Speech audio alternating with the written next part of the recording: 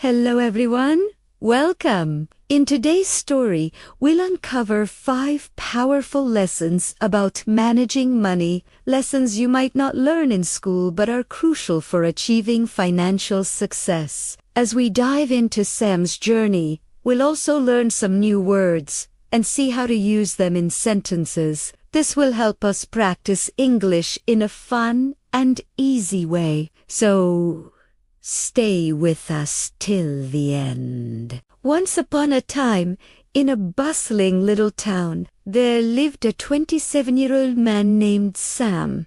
One afternoon, he sat on the side of the road, lost in thought. Despite working hard for 5 years, his life hadn't improved. Sam wondered if there was a way to escape poverty and achieve true wealth. As he strolled by a grand mansion, something compelled him to step past the tall iron gate without permission. Little did he know, this daring act would lead him to a life-changing lesson about money. From afar, he saw an elderly man sitting on a garden bench with a cup of coffee in hand. This man was Mr. Hayes, the mansion's owner.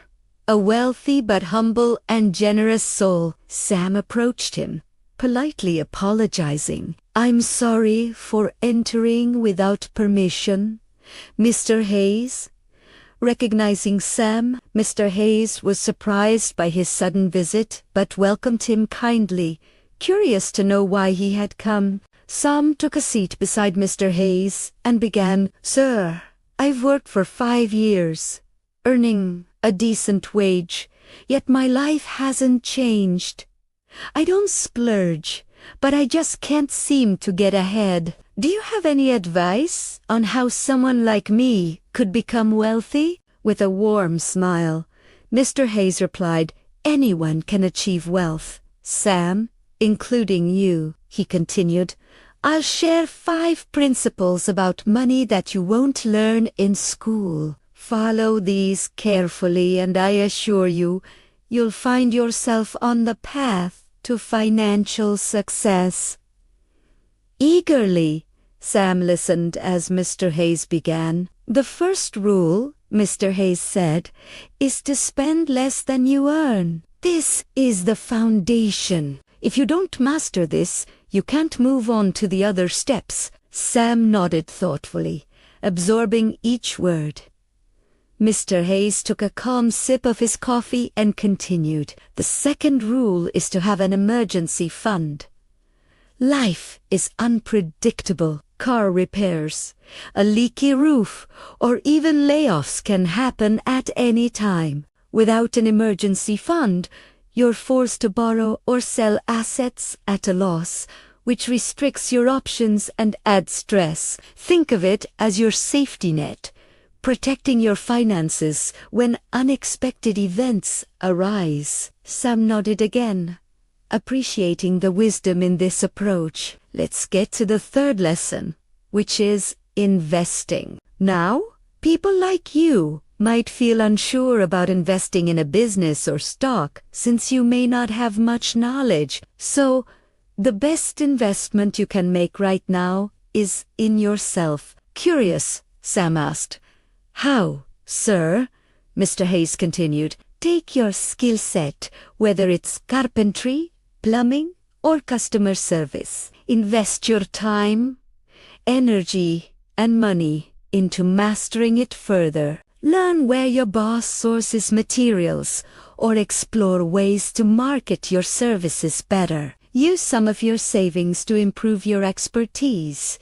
Attend courses, buy tools, or read relevant books." Realizing the value of these words, Sam looked at Mr. Hayes with newfound determination, regretting he hadn't learned this sooner. Mr. Hayes continued with the 4th lesson. "Now that you're gaining skills, it's time to start earning more. Once you've honed your abilities, maybe you'll start your own business and your income will grow. You're no longer paid per hour, but earned based on what you produce. The harder you work, the more you earn." The sky was getting darker, Yet Sam felt no urge to leave. He was eager to learn the final principle. Mr. Hayes looked at him and said, "And finally, the fifth lesson, create passive income. When you've applied the first 4 principles, you should have extra money. Now, it's time to let your money work for you. You can invest in property, start a rental business, buy a franchise, or research other sources of passive income. Think carefully and choose wisely." "How about it, Sam? Are you ready to take on these lessons?" Mr. Hayes asked, ending the conversation with a gentle smile. Brimming with excitement, Sam replied, "I used to just go to work, save a little, and hope for wealth to come my way. But I now understand that there's a real strategy, and I'm thankful, sir, for the invaluable guidance." Today, we learned new words and sentences through this story about wealth and financial wisdom. Remember, learning English can be fun when you practice regularly, so keep listening, learning, and growing. Make sure to like, comment, and share how this story helped you improve your English. Thank you for watching, and I'll see you in the next story where we'll continue learning together.